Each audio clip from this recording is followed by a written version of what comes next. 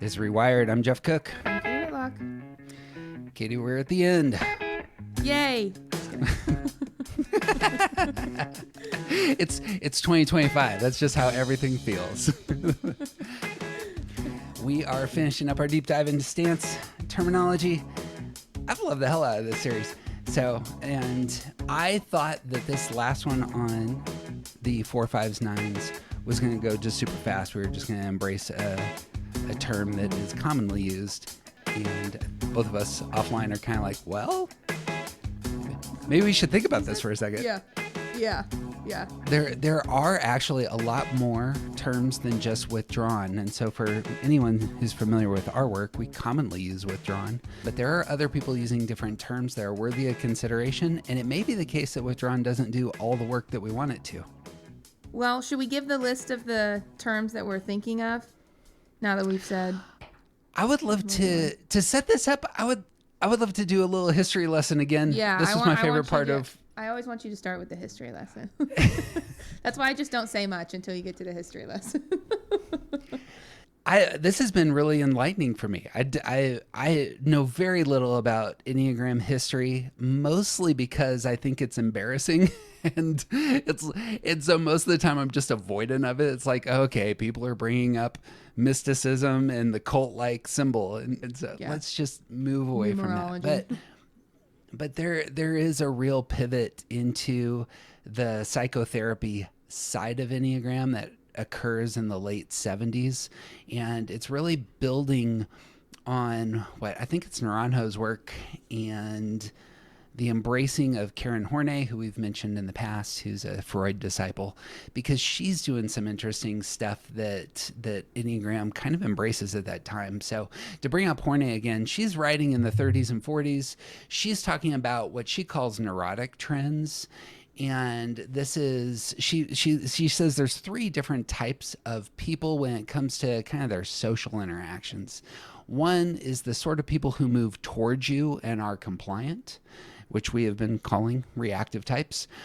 There are those who move against you and are more aggressive, which we have been calling independent types. And then there's the ones that we are talking about today, which are those who move away from you and are detached. And detached is Horney's word. They are the move away people. They are detached.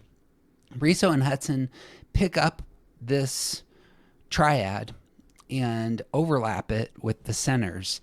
And this becomes very helpful in my view. It's just one of the most important things for me is the idea that you can break up all of the Enneagram, the 9 types, into all these different types of triads. And so if you look at our book, that's really all we're doing. We break it up into 4 sets of triads. But Riso and Hudson want to call this type withdrawn. And withdrawal for them is framed not as introversion, because everybody can be introverted. Withdrawal is a way that you get what you want for Riso and Hudson.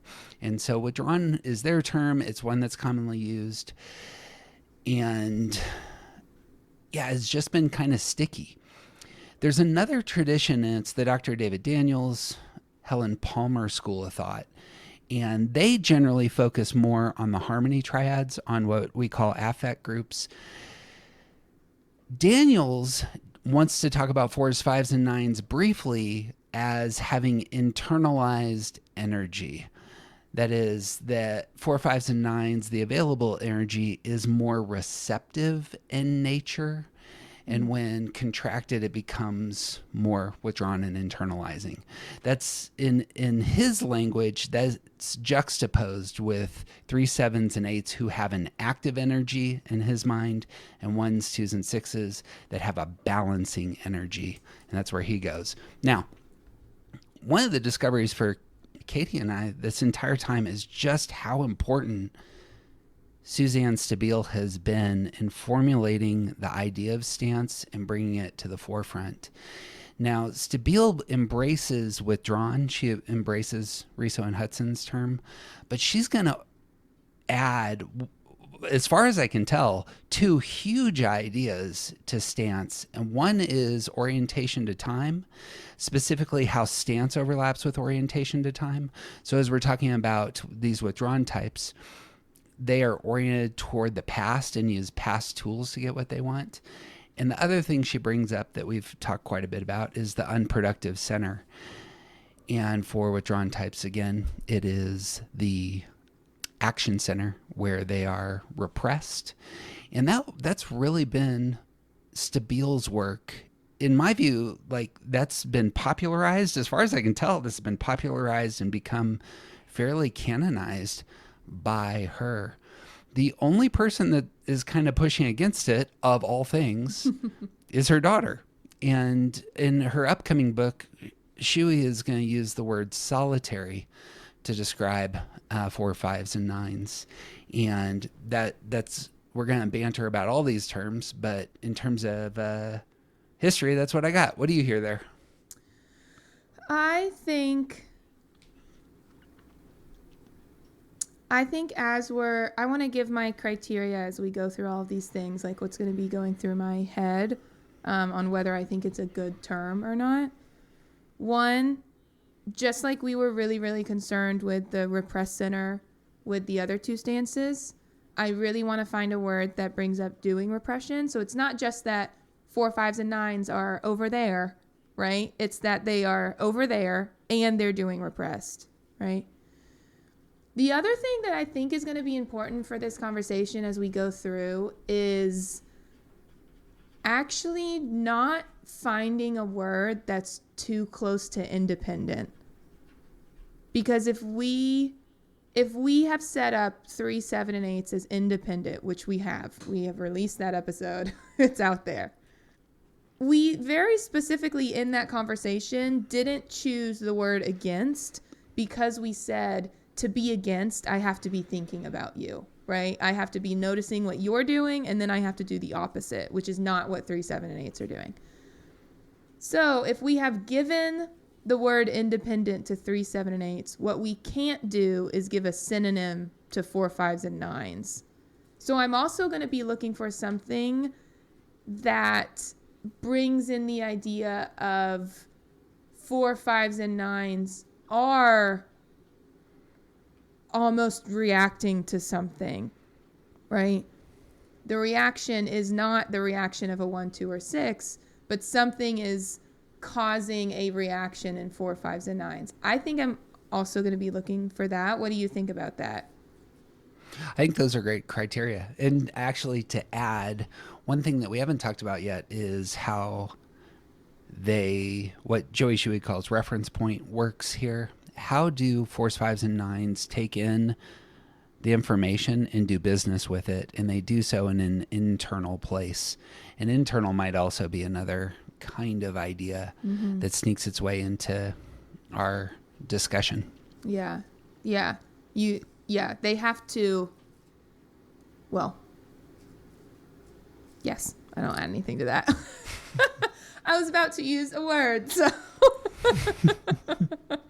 I agree. But those are going to be the things I'm thinking about. And I have kind of different thoughts about actually all of these words. Some of them fit certain things, some of them don't. But that's what I'm doing going forward. Do you have any other requirements in your head that you want to make sure this word fits? Not really. As it stands, I'm really grateful that even though we're doing kind of the dive after the fact, I'm already in print on both these and went with independent and went with reactive. So we'll see. I was challenged, of all things, I was challenged by the original term, which is detached. I was like, wow, I haven't heard this before. And that actually may describe things in a great way. The detached from your physicality. This is Karen Horney's word. The detached from the world out there, and even seeing yourself as separate, I think actually works for a lot of folks, especially when I hear the language from 4s and 5s about how they experience the world. It feels like they experience themselves as detached. So just starting there, I found that a really helpful, at very least, a very helpful supplemental term. So I guess what I would ask about that is, what are we saying they're detaching from? Their bodies. Do you think that's true for all 4, 5s, and 9s? No. So can I set up one more thing actually that I think is going to make this conversation actually really difficult? I think this is going to be the hardest one. Actually, Who knew this going in? Now that we're getting into this, I thought it was going to be the easiest, and I think it's going to be the hardest because there is a line drawn in this stance. I'm going to draw a line between 9s and 5s and 4s because to use Joey Schewee's language, 9s and 5s, when they, she's using the word solitary, but she will use the verb to withdraw. When they withdraw, they are withdrawing into thinking. And so they get logical. They start kind of, they'll like ruminate on things, right? They'll turn things over and over in their head. They're withdrawing into logic. 4s withdraw into their feelings. And that makes them look very different. Like when you do activities with 4, 5s, and 9s, or when you do activities and you group everybody in the room into stances and you say, find the similarities within your stance, right? When I go over to this table, the 4, 5s, and 9s, the 5s and 9s have a lot in common and the 4s don't. Yep. Because to a 4, withdrawing, or whatever word we're going to use, feels. And to 5s and 9s, it is a space where they can think. Yep. And so to cover both of those things, I think is going to be hard. And now to go back to what you just said, 9s are in the body triad. Can we say that they're disconnected from their body? In the same way that 3s are separate themselves from their emotional life.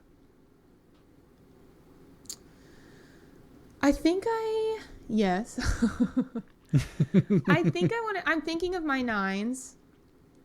I want to say 9s are disconnected from what to do and what they can do. I don't know if I agree that 9s are disconnected from the physicality of life. I think Jace lives very much in his body. I think my sister Elena lives very much in her body. That's fair. And I say that as someone who doesn't, actually. Like, those two people specifically have taught me what it looks like to live in your body. Jace is a runner, right? Whatever. We just all have had a lot of conversations, and they are connected to their body in a way that I am not. I don't know if I can get on board with saying that 9s disconnect from their body. I think they disconnect from what they can do with that body, maybe like their impact on the world, right? Mm-hmm. And maybe their anger. I don't know. What do you think about all that? I think that's a fair pushback. I want to jump immediately to evaluation, but that's going to be something else. It's going to be a different topic that I'll be processing center. So like, it feels like in part that's what's going on. I'm having a hard time getting away from just saying, well, of course the 9s are not productively doing things, and commonly, again, just not self-assessing through what they accomplish. But all of that is processing center, and I'm just restating where they're repressed. So I think that's fair. I think detached would not work for 9s. If we're saying they're disconnected from their body. Yeah. 9s are certainly, I think, well, what would we say 9s are detached from?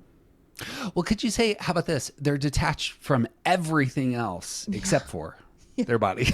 Right. You know? Like literally, I almost do want to say that. 9s are certainly detaching. You can see it in their face, right? I'm sure you can think of times when you've looked at TJ and is like, that man's detached from whatever's going on right now, right? So I interviewed some 5s yesterday, and they were talking about like seeing themselves as a floating head. They have detached into a mental space. I could absolutely say this about 4s, that they've detached into their emotional feeling sphere. Space, yeah. And if one is able to divorce, the physical from the physical, if you were to say the 9 is actually detaching themselves physically from everything else, that may work. So even running, because I know this experience, running can be a detachment. It can be very meditative. It can be very block out the world. I know a ton of 9s who are very healthy, who love nature, who find spaces where they can simply extract themselves from everything that's over there, move into a space where there are no demands, but they are physically in that environment and feeding off of it. And again, I'm trying to avoid it's a very peace generating environment, but that's it. What I hear there is, I forget who first gave me this metaphor, but you know the metaphor about 9s and Jell-O? Tell me. This? So no. 9s, so it's a body triad thing. So when we say 8, 9s, and 1s all have a different strategy for protecting their autonomy, right? One of the definitions of autonomy we could use is not being affected by the outside world, right? You don't want to be affected by things. 9s, their strategy to do that is to make themselves into a sort of Jell-O, so that when things hit them, they just kind of wiggle and it bounces off. It just kind of nothing really affects them. Nothing really bothers them. It just kind of bounces off, right? They're not trying to control much like a 1 does. They're not fiery like an 8 is. They just refuse to be affected, right? And so I like that picture. I like picturing 9s as this little wobbly Jell-O thing that refuses to be affected by anything. And so if we're saying that, and I love what you said about running, Jace will literally tell you that is why he runs. That's part of why he runs, right? It's because it's meditative. It's because he doesn't listen to music often. He just goes. And it is sort of like a disconnection. So all that to say, I agree with you. I don't think detached is a bad word. I don't think it's the whole word. I do think it works as a supplementary word. Mm-hmm. But I think it requires further explanation of, okay, what are they detaching from? Yeah. Right. Who came up with that one? That's the original. That's Karen Horney. So this is almost 100 years old of all things. Next. Just kidding. Dr. David Daniels. Just to hit some of the ones that we may not have done business with yet. Daniel notes that the energy of 4s, 5s, and 9s is receptive and internalizing. Now, that is preempting some of the stuff that Schewee wants. By the way, I want to do a footnote for Schewee. Shewee's book hasn't come out yet for us. So it may be the case that you're listening to this in 2026. We haven't yet seen her stuff in print, and I'm sure she'll have quite a bit more. We're going on anytime we reference Schewee, it's from lectures. So just as a footnote, but having an internal reference point is her language in terms of how 4s, 5s, and 9s do business with the world. And that may be building on what Daniels wants to say in terms of their receptive would be 1, internalizing attention. I don't understand this one. I don't even have any opinion. Okay. I don't have much opinion. What do they mean when they say their energy is receptive, and then when it's taken away, it's withdrawn? I understand that part, but what? Do you remember in your reading, what are they receptive to? I suppose what I am hearing here, and I didn't do a real thorough study. This is very quick. What I'm hearing is that in standing back, they're waiting for the world to come to them. Oh.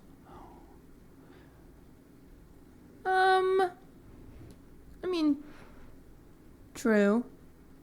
That's what I have to say. I mean, yeah, I guess. That's what I have to say. I guess. Sure. The one that may push against that would be 4s for me, because 4s can pull you some places. They're not always receptive. Being idealists, they may have somewhere they want to go, and they grab your hand, and we're going to romantic places together.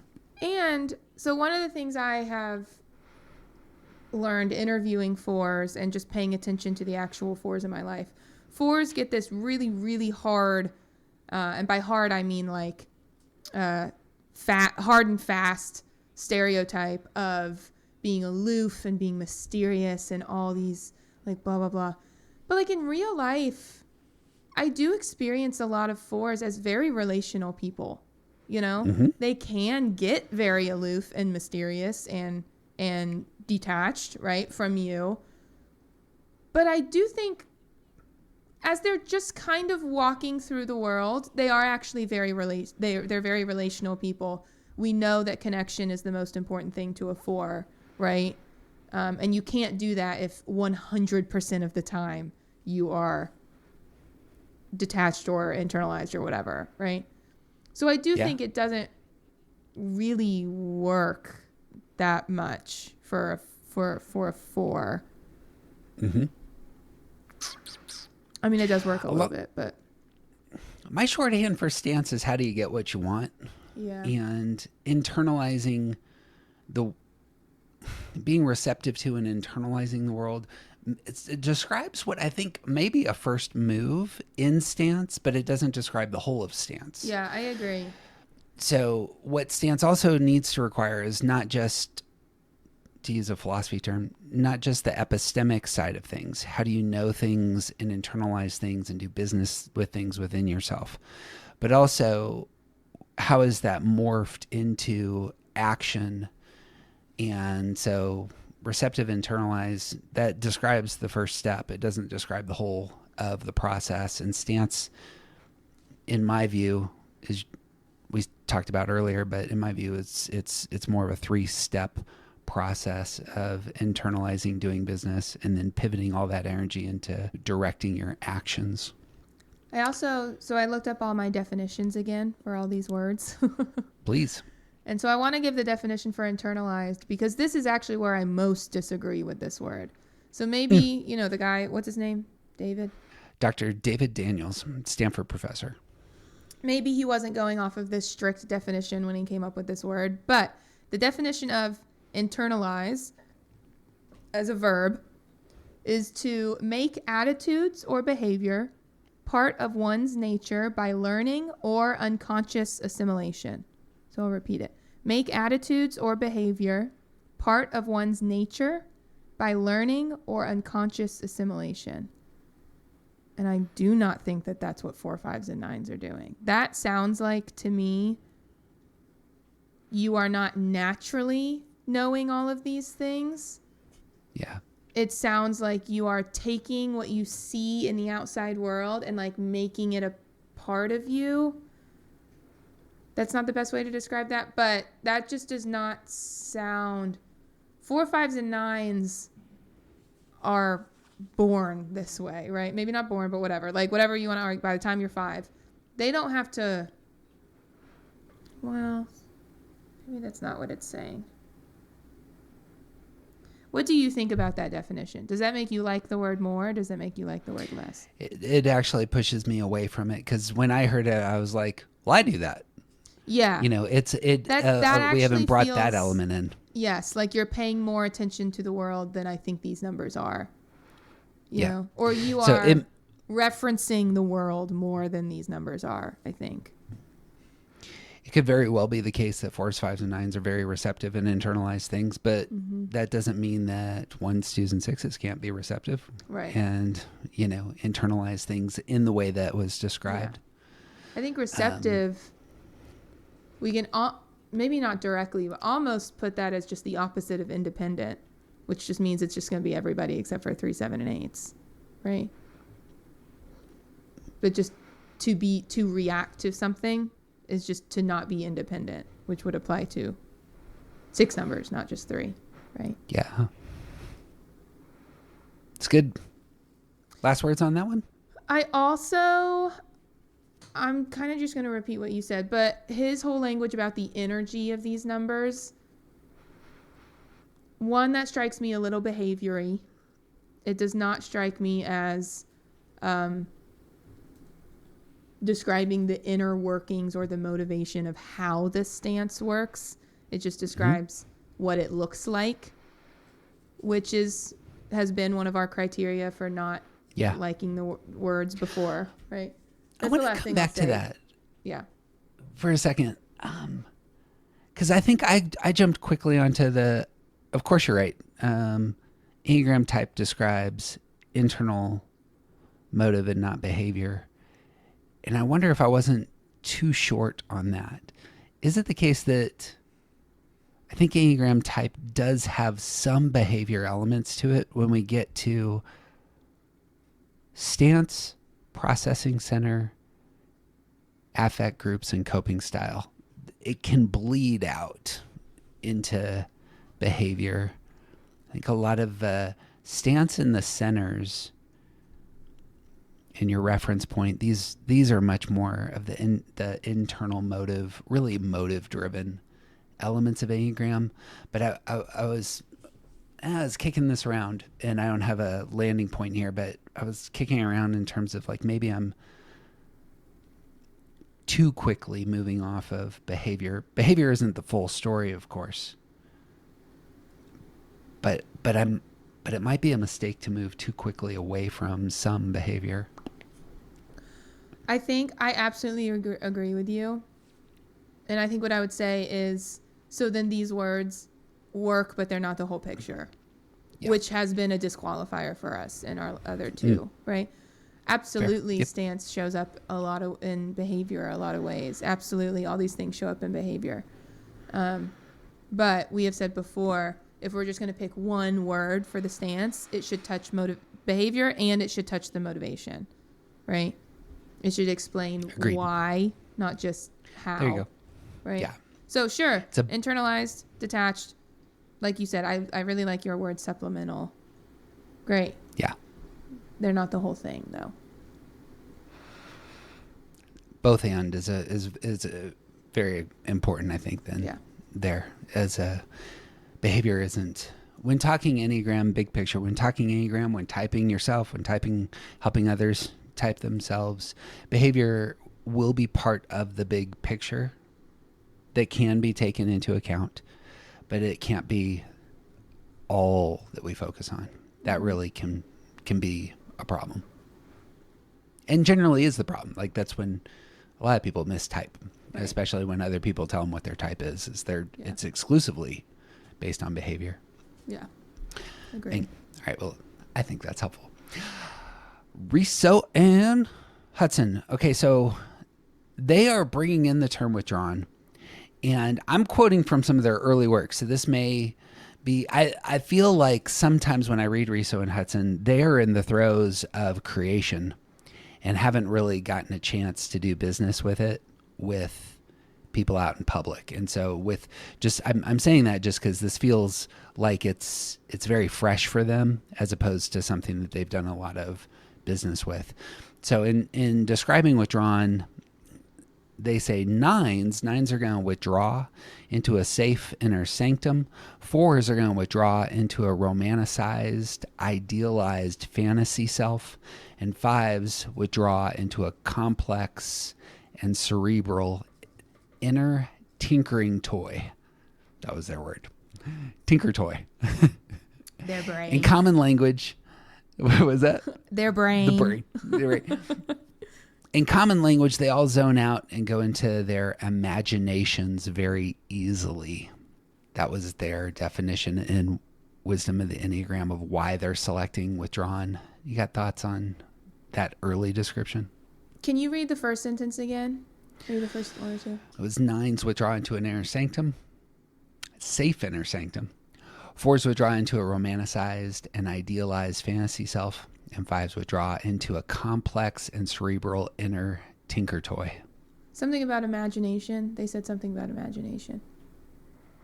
Oh, I guess nines into their... In common language, they all zone out and go into their imaginations very easily. Yeah. So that 100% I do agree with. I think all of them do that. I think that allows room for the fact that 9 and 5s do that in a little bit of a different way than 4s do. But these are the numbers that you can look at them. If you're in a room full of people, you can look at them and you can tell that they're not really there, that they're somewhere else, right? Yeah. They might be physically here, but mentally they are not, right? And the difference, I mean, I think a lot of people do that. The difference is, like, I think a 3, 7, or 8, if that happened, we'd also would just kind of be physically somewhere else. Would be like, all right, I'm going to go and do what I want to do. Right. Right. But 4, 5s, and 9s can be physically in one place and mentally in another. And I think that's an important thing to point out. And I like that withdrawn does that. I also, so for me, the 2 big hitters are withdrawn or solitary. Those are the 2 that I'm really debating between. And what I like about withdrawn is that it's a verb.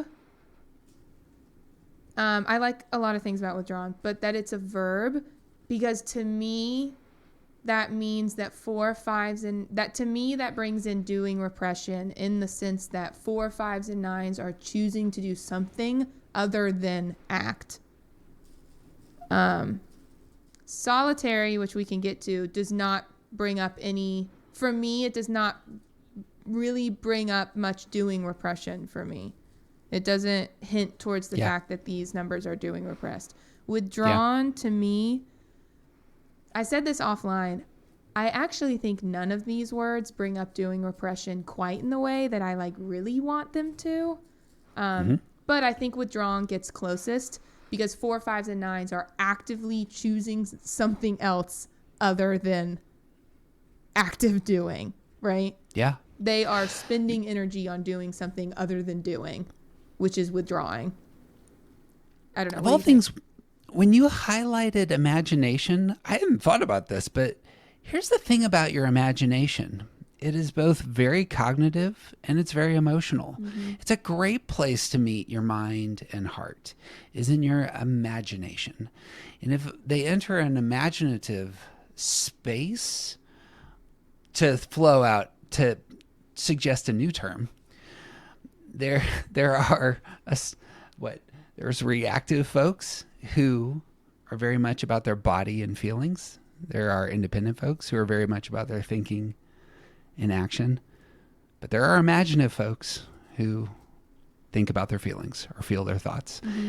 That actually kind of pings for me as a good descriptor of where the business is being done.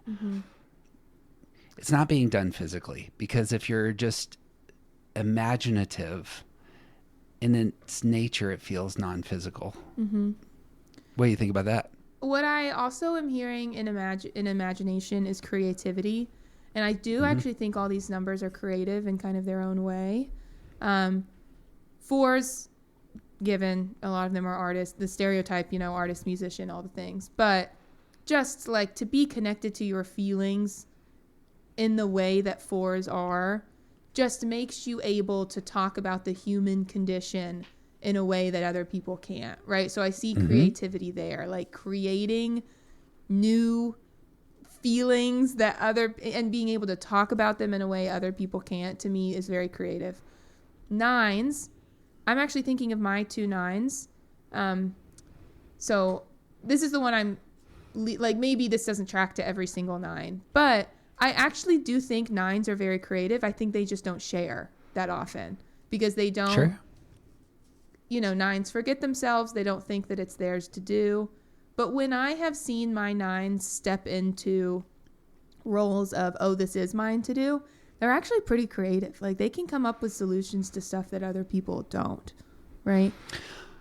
My mom was a university art professor. Right. She was an interior design instructor, and the movement of interior design is very spatial.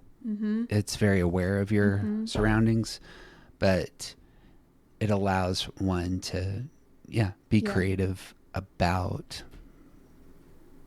spaces. Yeah. I think I love that you brought up the word spatial. My sister, if we could walk into my sister's apartment in New York right now, it is the coolest. Like, she has these little tchotchkes that she's found everywhere. like she has posters, but it's not just that she has all of these things. It's that they're arranged in a very cool way. Like her space is very creative. Is your sister a very good dresser? Yes. Yep. Jace cares about how his dress too. Jace is, I don't know, creative in a lot of ways. We don't have to keep going into it, but yes. This is always where I see the overlap of nines and their security move is in how they dress, because it's something they can fully control. Yeah. But it is hinting at, pay attention to me, but on my terms. Yeah. The imagination that's required for artistic work of that sort, and that is an like how you present is an artistic enterprise, as it were. And to look at a space and say, this is what I want it to look like. Yeah. That's I can't do that. That's creative. I have to look at inspo pictures, like on Pinterest or whatever, to know what I want my space to look like. I can't just bring it out of thin air. I can't. So I absolutely agree. And then 5, do you have any more words about 9s before we move to 5? No, do it. 5s, I have 2 things to say about 5s and imagination. 1, my father is a 5 and he will tell you over and over and over again, I do have feelings. I'm not a robot. I've said that before. But I think this is where his feelings are.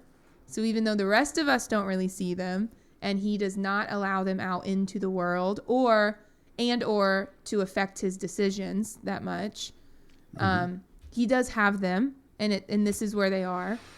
And the other thing I'd bring up, the creativity for 5s. I actually do think 5s are creative, not in the artistic way that 4s are, but I'm going to kind of paint a picture here. If we say that 5s are the observers of the Enneagram, right? They can stand apart and view the world in its entirety. That allows you to be very creative with your solutions to problems. I think that's where 5s get really creative, because they are not tied down by like emotion. They can put together very intricate systems, and they can understand very intricate systems in their entirety. And I think that takes creativity to be able to understand things like that, right? And to make them your own. Like my dad's the CIO at a children's hospital. And to hear him on calls and to hear the solutions he comes up with to problems, I actually do think are very creative. And it comes from this place of being able to sit back and observe and see all the little parts everywhere and then come up with a way to bring them back together. I think that's very 5. I agree. What do you think? At some point, I would love to talk to you about vocations and what we're attracted to vocationally, because I have a very strong intuition that a lot of us in our type choose fields that move us toward security. An easy one to see is I know so many elementary school teachers and nurses who are 8s. And they want to help people who are helpless get strong, as it were. Yeah. Like that would be a simple one. Like I'm a 1, I'm a philosopher. That's a very heady way of being in the world, but that's my repressed center. Right. My youngest child, 5 that he is going to school for architecture. And this is an imaginative, creative endeavor. But when you get plans for designing a city, it pushes into, I'm going to build some physical spaces that are big. And that element of 5ness of like, I really want to push into 8, really want to push into the girth here. You're creating something. Yeah. So as you're talking about your dad, and here are all the details that lead to this larger outcome, that's what I'm hearing. Same for my kid. Yeah. And that strikes me is worth noting. When it comes to the stance, then withdrawal is a processing place. It's an inner place. I think you're right in saying I'm not sure that it's doing all the work that we want it to do here. Now, I have a bunch of thoughts. Do you have any No, my any next final thoughts are to compare it to solitary. So if you have more thoughts about just withdrawn, Let's because I want let's to talk compare it about to solitary and then come back. Okay, so Joey Schewee in her upcoming book is going to use solitary, and that does have something behind it of, of physically stepping away. What are your thoughts on solitary? So I'm trying to look through my notes on my iPad of the times I've been in the room with Joey, and I never wrote down why she calls it solitary, and now I'm kicking myself because I want to use her, correct definition. So I can't really remember why she used the word solitary. So I'll just say, actually, why I don't think I like it as much as withdrawn. Solitary, to me, feels too close to independent. It feels like it is not a reaction to something. Withdrawn feels like something happened and I have to remove myself from it, which I think is what's happening in 4, 5s, and 9s. Solitary feels too much to me, like I'm just standing here and anything can go on around me and it's not going to affect me. And maybe I'm just misunderstanding solitary, but that's what I think. I think we need a little more. No, this is a reaction to something, right? I can see 4, 5s, and 9s actively withdraw. You can see it in them when it happens. It is a reaction to something, right? So anyway, I just think I think solitary is too close to independent. It gives me too many independent vibes to sign off on it. My challenges are going to be similar. My challenge first is that it feels introverted, and solitary, similarly to internalized energy. 4s don't choose to be solitary. They go about their business in a different way, and so really social 9s seldom choose to be solitary. Social 9s will find places that they can be a wallflower surrounded by people, and exhibit their skills and gifts when Sexual called vibes. upon. My dad loves to be around. He likes being around people. You know what I mean? He likes being around people almost more than my 2 mother does, which is crazy. But I just don't. I agree with you. The other thing go ahead.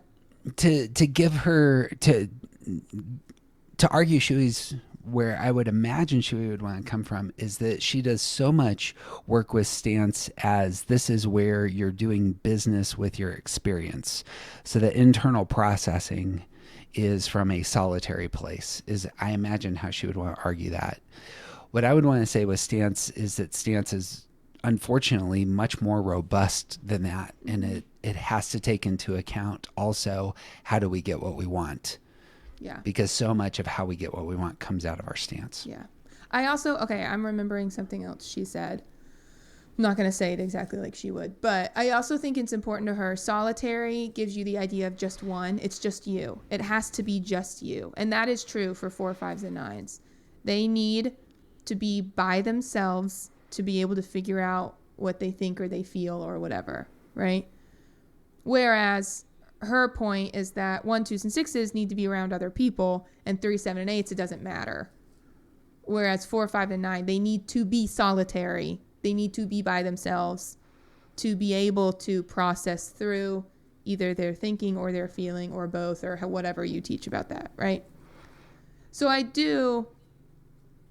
it's just another, like, I agree. I don't disagree. But I think withdrawn is better. I think withdrawn brings in more stance stuff than solitary does. 4, 5s, and 9s are solitary at different points in their lives. But like you've said, they're not always. I think withdrawn does it better. If I was making the argument for withdrawn, just to jump to the punchline then, if we're at that spot,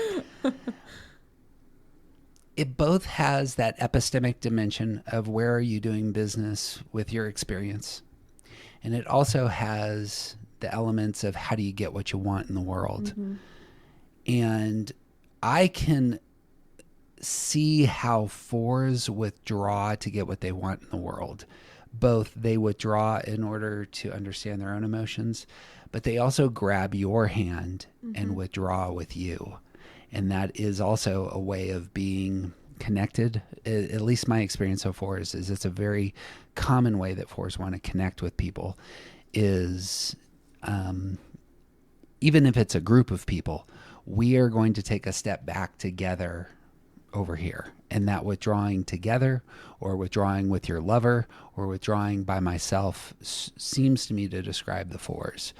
With fives, withdrawing into their mind, real common in order to get stability, real common to address their fears, real common in order to grab hold of the tools, resources, insights that they have in order to exert themselves into the world. How are you getting what you want? I first withdraw to shore up all the things that I need. And of course, for nines, the withdrawnness, as was said, is like I'm trying to step into those spaces where I feel comfortable. Yeah, and least affected by things. Yeah. Right? So spinning things in that way, that just, I think that holds both elements. And nines likewise will withdraw into their imaginative space, as was said earlier, that you can simply see these types kind of check out, and withdrawing into that combination of one's mental, emotional space is how they're responding to the world coming at them. Yeah. And that seems to work for me. What do you think? So the two definitions that there are actually, if you Google withdrawn definition, there's lots of them. But the two that I think work most for this, the biggest one is not wanting to communicate with other people, which is like, I do think works in the sense, I would take away the wanting to, and for this stance, for Enneagram specifically, I would say unable to, because I'll use, my 9 as an example. He needs to be by himself to figure out what he thinks. If he is around other people, he's going to be influenced, right? Mm-hmm. As I'm saying this, I'm thinking about 5s, and that's not true for 5s. So, I do think not wanting to communicate with other people. I really think the Enneagram, what I would say about Enneagram is that to get what they want, 4, 5s, and 9s don't need to talk to you. They need to talk to themselves. Right? That's what I would say about that. The other definition, which I think is better actually, it's leave or cause to leave a place or situation. And I love that one because it is very clear to me that these numbers are not independent. That definition is not independent, because if they were independent numbers, they wouldn't have to leave. But having to leave and not communicate with people and be by yourself is the opposite of independent, right? You have to do this.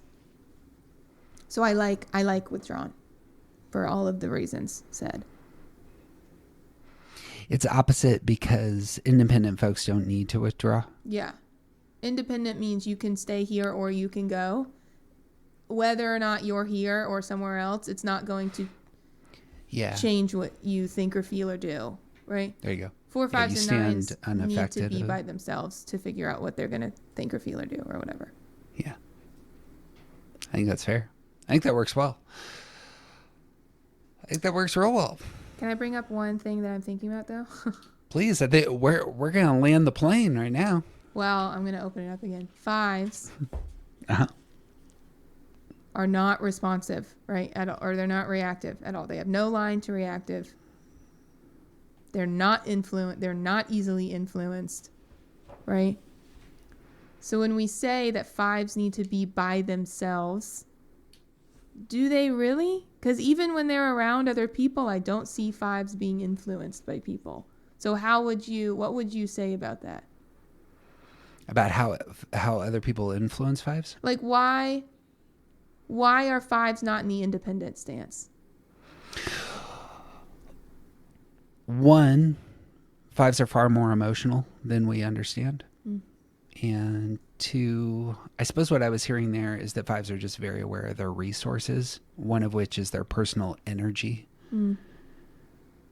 They cannot stand, I would assume, maybe I'm wrong here, but I assume that fives can't stand in the middle of chaos for too long the That's a way good that point.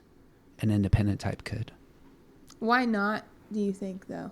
And it's both the level of their emotions and the amount that they are dedicating to their personal energy.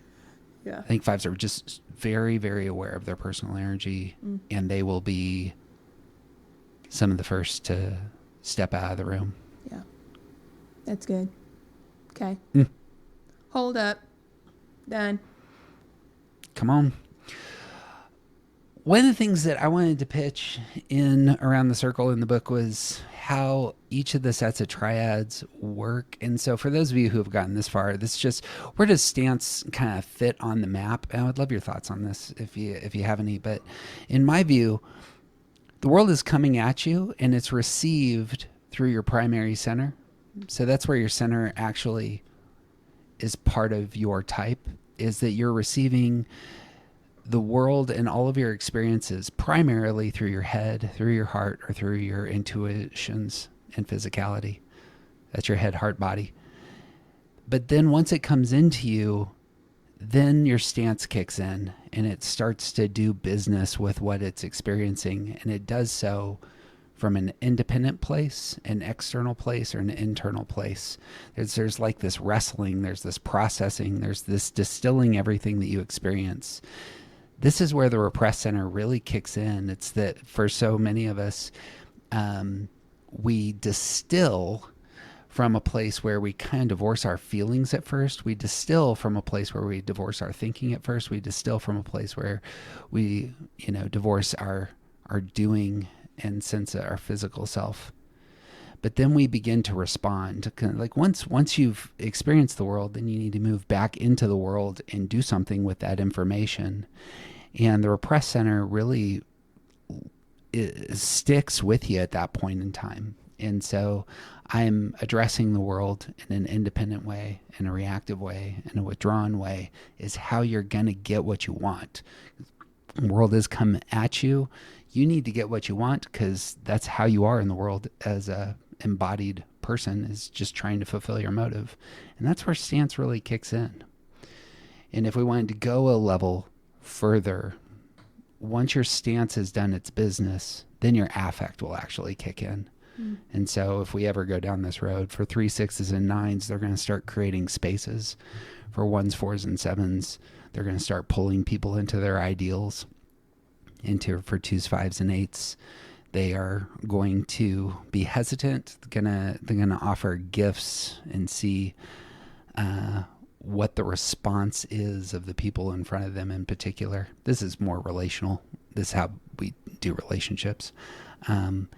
And then after our affect kicks in, this is where processing center then emerges. 1, 8s, and 3s are all going to look at what has happened, and they're going to assess if they feel good in the world based on what they accomplish. And for 5, 7s, and 9s, they're going to look at what has happened, and they're going to base how they feel about the world based on how easy things have gone and whether or not they feel comfortable in that space. And for 2s, 4s, and 6s, they're going to look at the world and say, do people care about me? And then the cycle starts again. You assess, did I get the ease, the relationship? Did I accomplish the thing? And when assessment takes place, it goes right back into your center. And then your center picks up and then it just starts over. And that's like how your Enneagram type just works. It just goes over and over again in a circle, dare we say. Anyway, I think that's fun. I think it's I hope that wasn't too heady. No, I think it's great. It's painting, in my head, it's painting a picture of biology major I was, of like these like feedback loops in biology, or like enzyme, like it just feeds itself, right? All these enzymes we have in us or whatever. And that's what it's, I, have looked at diagrams of those for a long time. So it's just reminding me of that. Did our nervous system evolve out of said processes? I don't know. Maybe. That would be crazy. That feels like quantum something to me. Like something we'll never know. I don't know. That's very interesting. Well, that's what I got. We're going to pick this up in 2026. No, we're not. We have one more interview. I get to interview Katie next week. Oh, yeah. About her experience this year interviewing those under the age of 35. Yeah. Fun. And that's how we're going to end the year. So, good times ahead. Anything else before we take off? No. This has been very helpful. This is funny. The three will say this. Not funny. But, so when I teach this stuff, I've been waffling between different, what should I call these stances? And it's so funny to me looking back. I just kind of like would make a decision. But then the next time I taught it, I was like, no, I think this other one's better. And then the next time I taught it, I'd be like, well, maybe. But I never like took the time to actually sit down and think about what do I think about all these words. So this has been very helpful for me. I think that's such a clear, like, I just wanted to do something with it. I didn't want to like spend the time and actually think about it. But lo and behold, it is helpful to think about how you think about things so that then you can go do things better and more efficiently. So thank you. Katie, have you heard the rumor that I want to create a online graduate level Enneagram class? Ooh, here and there. It's been whispered in my ear a few times. This is what that would look like. In grad school, you're looking at terminology, philosophy. You're trying to get at the bedrock of your discipline and do work that creates a robust foundation for doing all the other things. And so this has been a stellar first example of what that might look like. So good work. You're a guinea pig. Yay. First adopter. That's yeah. Excellent. Well, you're the best. I'll see you next time. See ya. Somebody told me that if you look closely, you can see the color of another man's soul. Hey friends, it's Jeff. We're entering a new season. We have started 4 new podcasts on this channel and are working on our second book and hoping to elevate more voices in the Enneagram world over the coming year. If these episodes are important to you, there's 3 things you can do for us. First, you can buy a copy of our first book, Around the Circle, on Amazon for yourself and your 10 closest friends for Christmas. Second, you can review that book or our podcast with a note, 5 stars. This really helps people find our feed. And best of all, you can go sign up as a member at aroundthecircle.org. Even free members get half of the stuff that we post there. So go. Books, stars, memberships. This will allow us to create great content for years to come. Appreciate all you all. Appreciate your notes of encouragement, and may all good things be yours.